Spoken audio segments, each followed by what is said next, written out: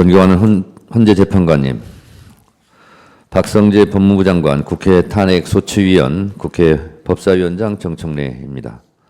피청구인 박성재 법무부 장관은 대한민국의 법무행정을 총괄하는 법무부의 수장이자 대통령의 국정을 보좌하는 국무위원입니다. 피청구인은 검찰, 행형, 인권옹호, 출입국 관리 등 대한민국 법무에 관한 사무를 관장하는 법무부 장관으로서 그 누구보다 대통령의 국정이 합헌적으로 운영될 수 있도록 보좌해야 하는 막중한 책무를 부담하고 있습니다. 피청구인 박성재는 헌법 제89조에 명시되어 있는 계엄과 그 해제를 심의해야 되는 국무회의 국무위원의 일원입니다. 피청구인이 그 의무를 다하였는지 많은 의구심을 갖고 있습니다. 피청구인은 지난해 12월 3일 대통령 윤석열이 비상계엄을 선포할 때 한덕수 국무총리보다도 먼저 김용현 국방부 장관, 이상민 행안부 장관과 함께 대통령 집무실에 모여 전국 비상계엄 선포에 관하여 논의하였음에도 내란 우두머리 피의자 대통령 윤석열의 위헌 위법한 전국 비상계엄에 대하여 목숨 걸고 적극적으로 반대하였다는 얘기는 지금까지 명확히 드러나지 않고 있습니다. 그 내란의 밤 대통령 윤석열이 선포한 전국 비상계엄이 헌법과 계엄법이 정한 전시사변 또는 이에 준하는 국가 비상사태에서 이루어진 것이 아님은 삼척동자도 다 아는 사실입니다. 12.3 내란 사태는 비상계엄의 전제 조건도 포고령도 국회와 중앙선관위를 침탈한 것도 정치인과 법관을 체포 구금하려 했다는 것도 모두 헌법과 법률을 위반한 내란 행위입니다.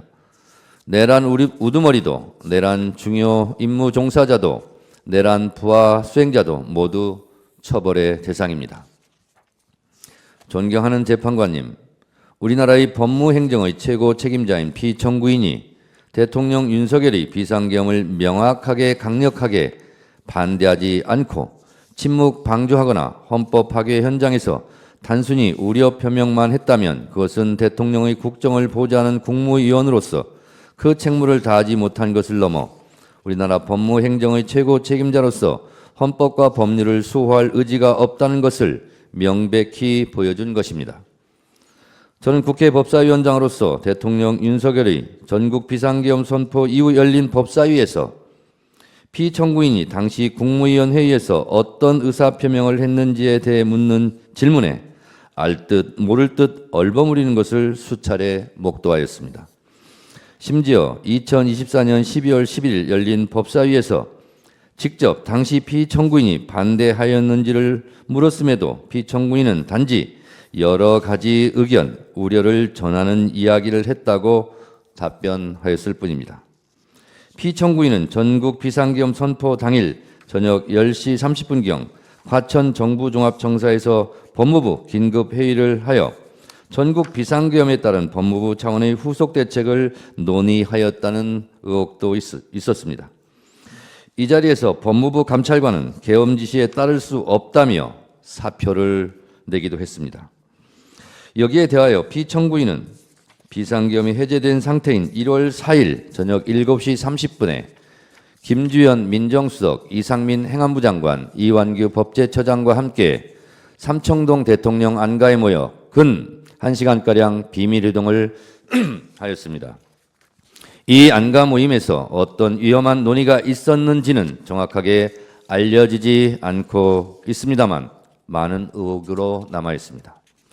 이와 같이 피청구인이 대통령 윤석열 및 다른 국무위원 등과 함께 내란 행위에 연루되었다는 의혹은 국헌을 문란하게 할 목적으로 폭동을 일으킨 내란 행위에 중요한 임무에 종사하거나 부하 수행한 행위라 하지 않을 수 없고 헌법 제7조 제2항에서 규정하고 있는 공무원의 정치적 중립 의무를 위배한 행위라 하지 않을 수 없을 것입니다.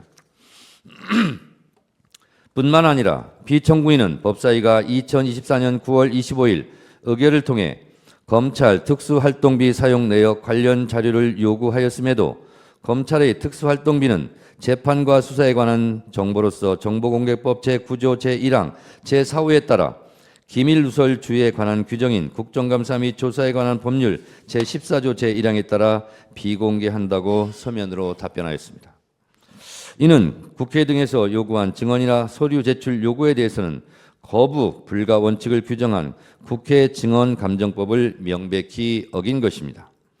국회에서의 증언감정 등에 관한 법률 제4조 공무상 비밀에 관한 증언, 서류 등의 제출 제1항은 국회로부터 공무원 또는 공무원이었던 사람이 증언의 요구를 받거나 국가기관이 서류 등의 제출을 요구받은 경우에 증언할 사실이나 제출할 서류 등의 내용이 직무상 비밀에 속한다는 이유로 증언이나 서류 등의 제출을 거부할 수 없다고 되어 있습니다. 또한 피청구인은 법사위가 2024년 7월 31일 장시호 서울구치소 출정 기록에 대한 자료 제출 요구도 거부하면서 2024년 8월 23일에 열린 법사위 회의에 출석해서는 헌법적 고려, 정보공개법, 개인정보보호법 등을 종합해서 제출 여부를 결정한다고 말하여 제가 그렇다면 국회법, 국회증언감정법이 위헌이냐라고 따져 묻기도 하였습니다. 법무부 장관이 현행 법률을 지키지 않으면서 그 이유를 헌법의 내재적 한계에 운운했다면 이것은 월권을 넘어 매우 비겁한 것입니다. 만일 현행 법률이 위헌이라고 생각하면 헌법재판을 통해 해소해야 할 일이지 살아있는 법률을 자의적인 판단에 의해 공공연하게 위반하고 심지어 법무부는 현행법인 국회증언감정법의 내재적 한계를 분석한 보고서를 2024년 10월경 각 의원실에 배포하기까지 하였습니다. 이러한 행위가 대한민국의 법무행정을 관장하는 법무부의 형태로 용납될 수 있겠습니까? 법무부의 유권해석이 국회 의결로 공표된 현행 법률보다 우위에 있다는 반헌법적, 반법률적 태도라 하지 않을 수 있겠습니까? 이런 상황에서 법무부 장관으로서 피청구인이 어떻게 국민들에게 법을 지키라고 할 수 있겠습니까? 이와 같은 피청구인의 행위는 헌법이 부여한 국회의 국정조사와 감사권을 무력화하고 국회의 행정부 견제 기능을 마비시켜 삼권 분립의 헌법 원칙을 심각하게 훼손하는 것이자 국회를 무시한 행위라 하지 않을 수 없습니다. 피청구인의 국회 무시 행위는 이에 그치지 않았습니다. 피청구인은 2024년 12월 7일 국회 본회의에 출석하여 소위 김건희 특검법 제의 건에 대해 국무총리를 대신하여 설명하고 난 후 곧바로 국회 본회의장에서 퇴장하기까지 하였습니다. 이와 관련하여 우원식 국회의장으로부터 국회에서 해당 안건을 처리할 때 국무위원이 제자리에 있는 것이 원칙이고 국민을 대하는 태도라고 주의 경고도 받았습니다. 이는 국무위원의 국회 출석 및 답변 의무를 규정한 헌법 제62조 제2항 및 공무원의 성실 의무를 규정한 국가공무원법 제56조를 위반한 것이라 하지 않을 수 없습니다. 무신분립이란 말이 있습니다. 국민의 신뢰를 저버린 어느 정부도 어느 기관도 그 누구도 바로 설 수 없습니다.